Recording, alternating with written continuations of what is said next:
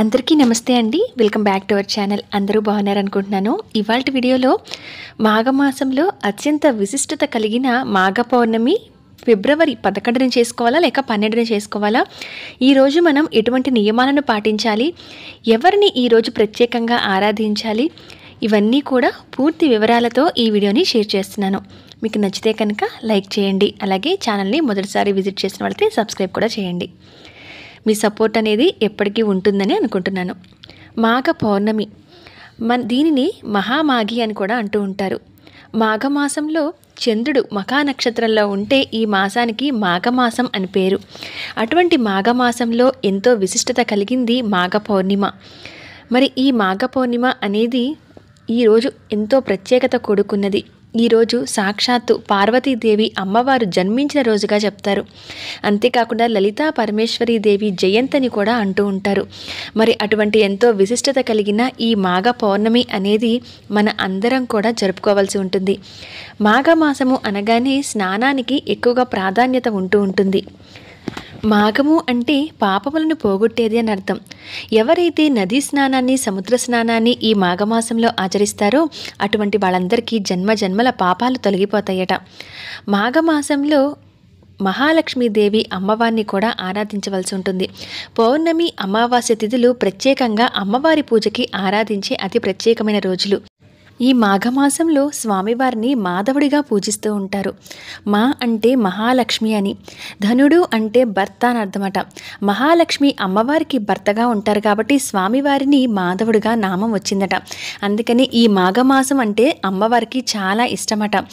అమ్మవారి పేరుతో ఆయనకి ఆ నామం వచ్చింది కాబట్టి, అమ్మవారి భర్తగా ఆయనకి ఆ నామం వచ్చింది కాబట్టి ఈ మాఘమాసంలో విష్ణుమూర్తిని, లక్ష్మీదేవిని కూడా ఆరాధిస్తూ ఉంటాము. అందుకనే ప్రత్యేకంగా ప్రత్యక్ష భగవానుడిగా చెప్పి రథసప్తమి రోజు నారాయణమూర్తిని ఆరాధించడం, భీష్మ ఏకాదశిని విష్ణు సహస్రనామ జయంతిగా ఆ విష్ణు సహస్రనామాన్ని పఠిస్తూ స్వామివారికి పూజ చేసుకోవడం జరుగుతూ ఉంటుంది. అటువంటి మాఘమాసంలో ఎంతో ప్రత్యేకతమైనదే ఈ మాఘ పౌర్ణమి కూడా. మరి ఈ మాఘ పౌర్ణమి ఈ 2025వ సంవత్సరంలో ఫిబ్రవరి ఎప్పుడు వచ్చిందనంటే 11వ తారీఖు మంగళవారం రాత్రి 7 గంటల నుంచి కూడా ఈ పౌర్ణమి తిథి అనేది ప్రారంభమై ఫిబ్రవరి 12 బుధవారం నాడు రాత్రి 7:08 వరకు కూడా మనకి పౌర్ణమి ఉంది. అయితే మనము పౌర్ణమిని జరుపుకోవాల్సిన తేదీ ఫిబ్రవరి 12వ తారీఖు బుధవారం మాఘ పౌర్ణమిగా జరుపుకుంటాం. దీనినే మహామాఘి అని కూడా అంటూ ఉంటాం. ఈ రోజున ముఖ్యంగా మాఘమాసంలో నదీ తీరానికి కానీ సముద్ర స్నానాలు కానీ చేయలేని వారు కనీసం ఈ మాఘ పౌర్ణమి రోజైన స్నానాన్ని ఆచరిస్తే కనుక వాళ్ళ పాపాలు తొలగిపోతాయట. మాఘమాసం అనగానే స్నానాలకి ప్రసిద్ధి కాబట్టి ఈ రోజున సముద్ర స్నానాన్ని ఆచరించాలి. అన్ని నదుల నీరు కూడా సముద్రంలో కలుస్తుంది కనుక సముద్ర స్నానం చేసిన వారికి అన్ని పుణ్య నదుల్లోనూ స్నానం చేసిన ఫలితం అయితే కలుగుతుందట. మన పురాణాల ప్రకారం కూడా మాఘమాసంలో దేవతలందరూ కూడా తమ సర్వశక్తులని, తేజస్సుని కూడా ఈ జలాల్లో ఉంచుతారట. ఎవరైతే నదీ స్నానాన్ని లేదా సముద్ర స్నానాన్ని ఆచరిస్తారో వారికి ఆ తేజస్సు కలుగుతుందని, వారు అనుకున్న కార్యక్రమాల్లో ముందుకు వెళ్తారని, జయం కలుగుతుందని ఒక నమ్మకం. ఒక విధంగా చెప్పాలి అనంటే మనకి సంక్రాంతి పండగ మకర సంక్రమణం జరిగిన దగ్గర నుంచి ఇప్పుడు కుంభ సంక్రమణం జరిగే వరకు మధ్య ఉండే ఈ కాలమే మాఘమాసం. అటువంటి మాఘమాసంలో వచ్చిన ఈ పౌర్ణమి అమ్మవారిని ఆరాధించే అతి ప్రత్యేకమైన రోజు. ఈ రోజున సతీదేవి జన్మదినంగా కూడా చెప్తారు. ఒకసారి సతీదేవి దక్షిణావర్త శంకురూపాన్ని ధరించి ఆ సందర్భంలో భూలోకంలో పడిందట. ఆవిడ ఎక్కడ పడింది శంకురూపంలో అంటే సరియు నది కాళింది అనే ఒక మడుగులో ఉన్న పద్మం మీద ఈ శంకు పడుతుందట. ఆ సరియు నదిలోకి దక్ష ప్రజాపతి మాఘ స్నానాన్ని ఆచరించడం కోసం వచ్చినప్పుడు ఆ శంకుని చూస్తాడట. శంకుని చూచి తీసుకుందామని అనుకొని చెయ్యి పట్టుకోగానే, ఆ చెయ్యి వేయగానే ఆయన చెయ్యి తగిలిన ఆ శంకు ఒక అందమైన బాలిక రూపాన్ని పొందిందట. వెంటనే ఆ బాలికని తన కూతురుగా భావించి తెచ్చి పెంచుకుంటాడట దక్ష ప్రజాపతి. ఆమెకి సతీదేవి అని నామకరణం చేసి పెంచుకుంటాడు. ఇదంతా జరిగింది ఈ మాఘ పౌర్ణమి రోజు కాబట్టి ఈ రోజే ఆ పార్వతీదేవి జన్మదినంగా కూడా చెప్తూ ఉంటారు. అంతేకాకుండా ఎంతో విశిష్టత కలిగిన గౌరీదేవి పూజ చేసుకోవడం కూడా ఈ మాఘ పౌర్ణమికి చేసుకోవాలి.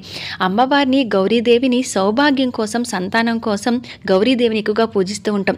మరి ఆవిడ జన్మదినంగా చెప్పే ఈ మాఘ పౌర్ణిమ, దీనినే మహామాఘి అన్న రోజున ఈ రోజున పసుపు ముద్ద రూపంలో గౌరీదేవిని చేసుకొని ఎవరి శక్తి కొలది వారు అమ్మవారికి మంగళకరమైన వస్తువులతోనూ, ఆడవారికి సౌభాగ్యాన్ని ఇచ్చే పసుపు కుంకుమలతోనూ పసుపు కొమ్ములతోనూ ఆడవారి చేతికి ఉండే మట్టి గాజులు ఏవైతే ఉంటాయో అటువంటి గాజులు కొత్తవి కొని ఆ పసుపు గౌరి అమ్మవారి ముందుంచి ఆ గాజులతోనూ అమ్మవారికి పూజను చేసుకోవాలి.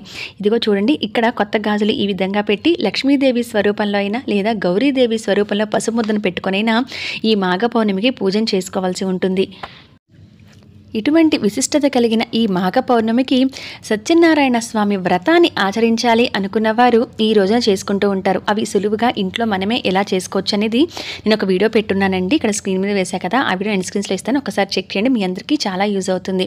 అంతేకాకుండా ఎవరైతే 33 పున్నమలు నోము నోచుకోవాలన్నా, ఏదైనా ఆడవారు నోములు నోచుకోవాలన్నా ఈ పౌర్ణమి రోజు కూడా మొదలు పెట్టుకుంటూ ఉంటారు. మాఘమాసం అంతా శుభకార్యాలకు అలాగే నోములకు అనువైన మాసం కాబట్టి ఎవరైనా గౌరీ నోము నోచుకోవాలన్నా ఈ రోజున చేసుకోవచ్చు.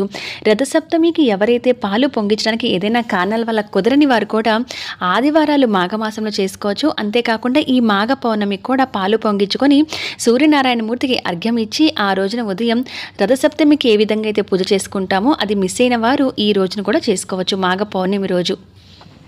ఈ పౌర్ణమి మరొక ప్రత్యేకత కూడా ఉంది. లలితాదేవి జయంతి. బండాసురుడు అనే రాక్షసుడు శివుడి కోసం తపస్సు చేశాడట. తపోనిష్టకు మెచ్చి ప్రత్యక్షమైన పరమేశ్వరుడు ఏ వరం కావాలో కోరుకోమంటాడట. ఎవరైనా తనతో యుద్ధం చేస్తే ఆ ప్రత్యర్థి బలంలో సగం తనకు రావాలని, శత్రువులు ప్రయోగించే అస్త్రాల వల్ల తనకు ఎటువంటి హాని కలగకూడదని బండాసురుడు వరం కోరుకుంటాడు. ఆ వరాన్ని శివుడు అనుగ్రహించక తప్పలేదట. ఆ వర గర్వంతో విజృంభించిన బండాసురుడు తన సోదరులతో కలిసి 3 లోకాలను పీడించడం మొదలుపెట్టాడు. ఆ బాధలను భరించలేక నారదుని సూచన మేరకు ఇంద్రాది దేవతలు కూడా శ్రీమాతను ఆరాధిస్తారట. సకల దేవతలందరూ కలిసి ఒక యాగాన్ని చేస్తారట. ఆ హోమగుండం నుంచే ఉద్భవించింది శ్రీ లలితాదేవి. శ్రీచక్రాన్ని అధిష్ఠించి బండాసురుణ్ణి సంహరిస్తుంది. లలితాదేవి రౌద్ర రూపాన్ని శాంతింపచేయడానికి దేవతలు మునులు ప్రార్థిస్తూ చెప్పిన నామాలే శ్రీ లలితా సహస్రనామంగా మనం ఇప్పుడు పఠిస్తున్నది. ముగ్గురమ్మల మూలపుటముగా సర్వశక్తులకు లలితాదేవిని ఆరాధిస్తారు కాబట్టి అమ్మవారిని గౌరీదేవిగా పూజించినా, లక్ష్మీదేవిగా పూజించినా, కనకదుర్గాదేవిగా పూజించినా, ఏ రూపంలో పూజించినా కూడా ఆ పూజ చేసుకున్న రోజు లలితా సహస్రనామాన్ని అందుకే పఠించాలి అని అంటారు. అందుకనే ఈరోజు లలితా జయంతిగా అమ్మవారిని కూడా పూజించవలసి ఉంటుంది. ఎవరైతే ఈరోజు అమ్మవారికి దీపాన్ని వెలిగించి అమ్మవారి ఆరాధన చేస్తారో, లలితా సహస్రనామ పారాయణం చేస్తారో వారు అనుకున్న ఎటువంటి కష్టాల నుంచి అయినా బయటపడతారు. అంతేకాకుండా వాళ్ళు అనుకున్న సంకల్పాలన్నీ కూడా నెరవేరుతాయి. అందులో చాలామంది పౌర్ణమి రోజుల్లో వెన్నెల పారాయణం అని చేస్తారు. పౌర్ణమికి ఎదురుగా మనకి ఎక్కడైతే 6 బయట వెన్నెల కిరణాలు పడుతూ ఉంటాయో అక్కడ కూర్చొని లలితా సహస్రనామాన్ని 9 సార్లు పఠించడం పారాయణగా చేస్తూ ఉంటారు. అలా వాళ్ళు 9 పౌర్ణములని వాళ్ళు ఒక సంవత్సరం మొత్తం అనుకొని ఇలా లెక్కగా అనుకొని కూడా లలితా సహస్రనామం వెన్నెల పారాయణం కూడా చేయడం జరుగుతుంది. నేను దీని గురించి వివరంగా మరొక వీడియోలో షేర్ చేస్తాను.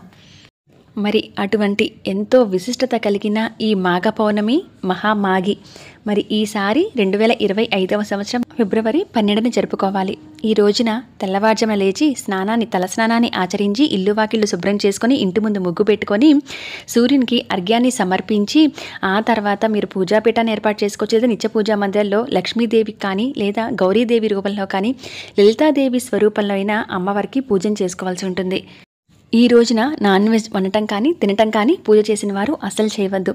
మాఘమాసంలో స్నానానికి, దానానికి, జపానికి ప్రాముఖ్యత ఉంటుంది కాబట్టి దానం చేసేవారు గొడుగు, చెప్పులు, ఈ రోజున నువ్వులు కూడా కొంతమంది దానం చేస్తూ ఉంటారు. అయితే నల్ల నువ్వులు దానం చేసేటప్పుడు కొంతమంది మాత్రమే ఆ నువ్వుల దానాన్ని తీసుకుంటారు కాబట్టి అటువంటి వాళ్ళని కనుక్కొని మేము ఇలా దానం ఇవ్వాలనుకుంటున్నామని ఇస్తూ ఉంటారు.